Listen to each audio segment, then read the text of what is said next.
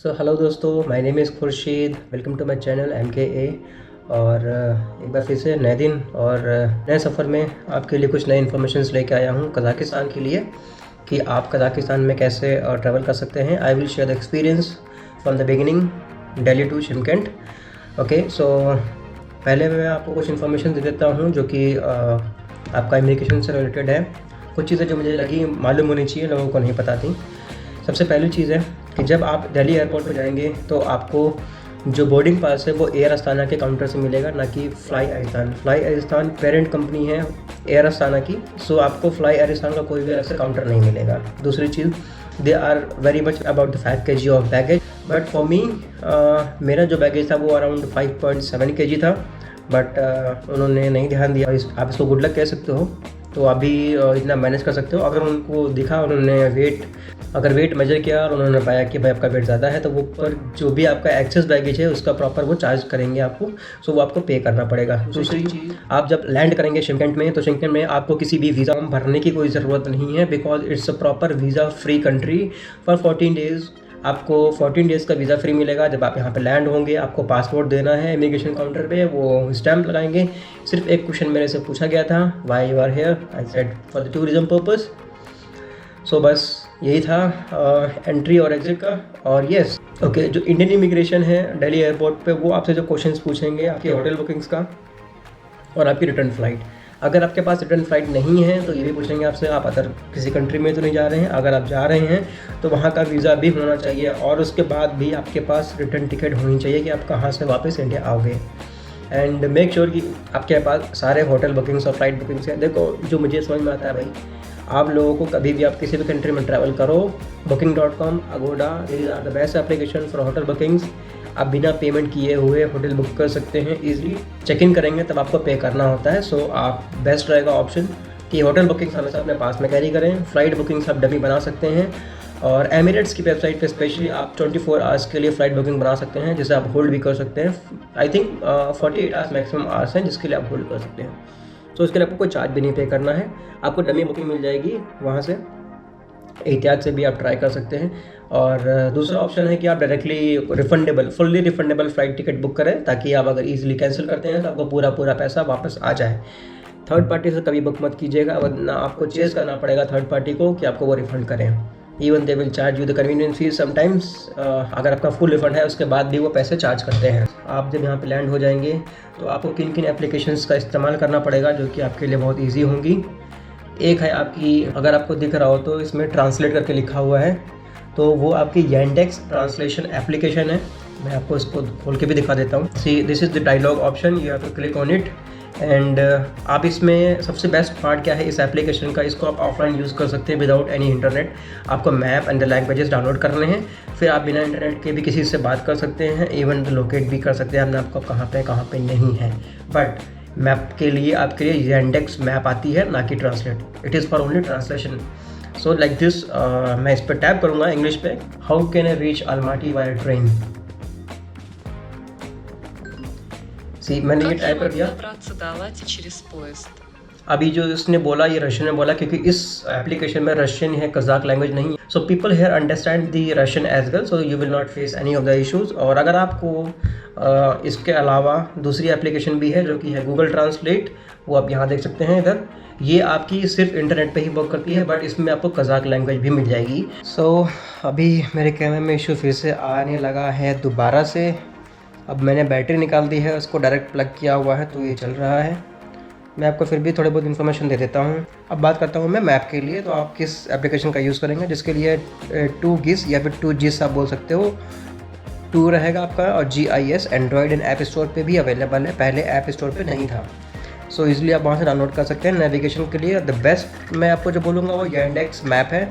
उस पर आप इज़िली नेविगेट कर सकते हैं, कैब्स बुक कर सकते हैं, और ट्रांसपोर्ट पे क्लिक करके आप चेक कर सकते हैं कि आसपास में आपका ट्रांसपोर्ट कहाँ पे है। मैं उसका भी आपको दिखा देता हूँ। सो ये है Yandex मैप, आप नीचे देख पा रहे हैं ऑप्शन 4। एक आपका है navigator, gas station, transport and taxi.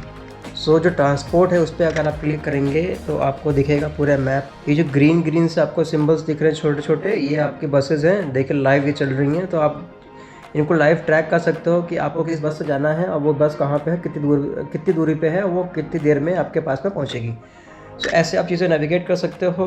और एक और चीज़ है, आपको अगर नाम नहीं मिल रहा है और वो कज़ाक लैंग्वेज में लिखा हुआ है तो पहले उसको ट्रांसलेट कीजिए कज़ाक को इंग्लिश में और गूगल मैप पर डालिए, ताकि आपको मैप का आइडिया लग जाए एग्जैक्टली वो किस लोकेशन पे है।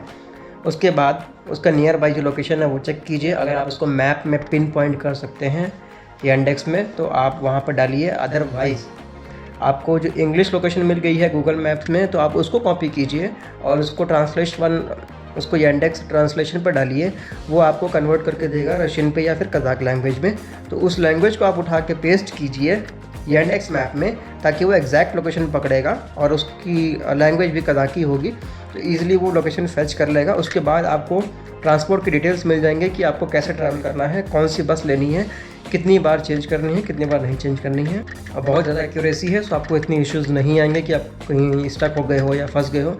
एंड सेकंड थिंग, जो मैंने आपको ट्रांसलेशन के लिए ऐप बताई है वो बेस्ट है, आप उसका यूज़ कीजिए। लोगों से पूछने के लिए कोई भी हेल्प चाहिए तो आप उनसे पूछ सकते हैं। अस्ताना में अगर आप आते हैं तो अस्ताना में मेक श्योर कि आपके पास में एक कार्ड होना चाहिए, क्योंकि यहाँ पे कैश बस में नहीं चलता है, जो मैंने ऑब्जर्व किया है। और ट्रैवल करने के लिए आपके पास में बस कार्ड होना चाहिए। आप गूगल पे सर्च कीजिएगा, आपको बसेस का जो कार्ड का ऑफिसेज हैं जहाँ से आप परचेस कर सकते हैं उनके लिंक मिल जाएंगे।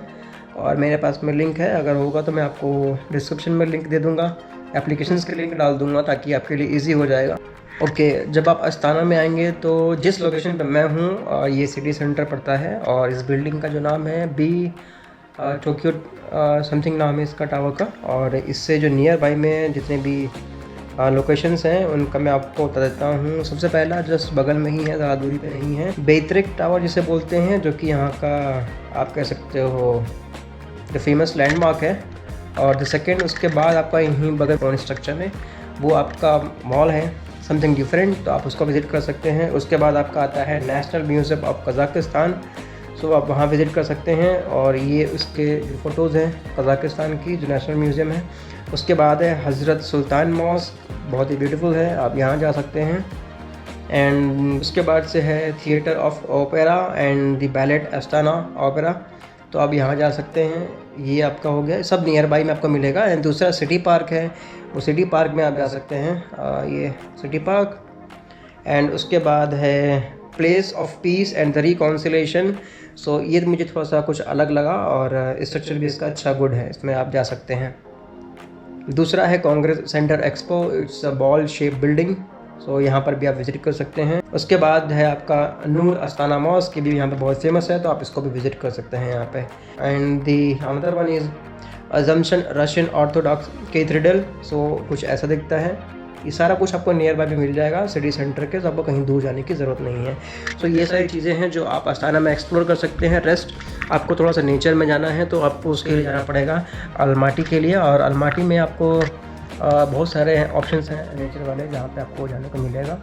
और एक लेक है जो बहुत ही फेमस है, कोलसाई लेक, और उसमें कुछ ट्रीज़ हैं जो 100 साल से उस लेक में भरी हुई हैं विदाउट एनी लीव्स। एंड बहुत सारे और भी ऑप्शंस हैं। आप जब मैं अभी आगे जाऊंगा तो देखूंगा मैं क्या क्या विज़िट कर पाता हूँ, सारी चीज़ें रिकॉर्ड करूंगा, उन्हें दिखाऊंगा। यस, अगर आप जैसे शिमकिंट में लैंड होंगे तो 12 नंबर की जो बस है वो सीधे आती है सिटी सेंटर में, यहाँ पे शिमकिंट में आने के लिए। उसके बाद से आप चीज़ों को नेविगेट कर सकते हैं, कहाँ जाना है कहाँ नहीं जाना है। अगर आप होटल भी बुक करते हैं तो सिटी सेंटर में बुक करें ताकि आपको 12 नंबर की बस मिल जाएगी।